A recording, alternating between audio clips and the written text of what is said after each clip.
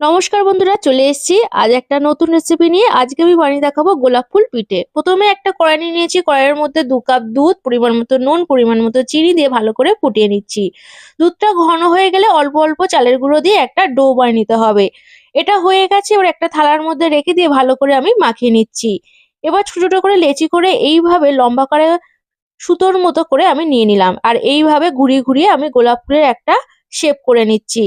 চারদিকে এইভাবে একটু দুটো আঙুল দিয়ে এইভাবে চ্যাপ্টা চ্যাপ্টা করে দিচ্ছি, আর মাঝখানের অংশে একটা চেরি দিয়ে দিচ্ছি। আর এইভাবে কিন্তু সমস্ত গোলাপ ফুল পিঠে আমি বানিয়ে নিচ্ছি।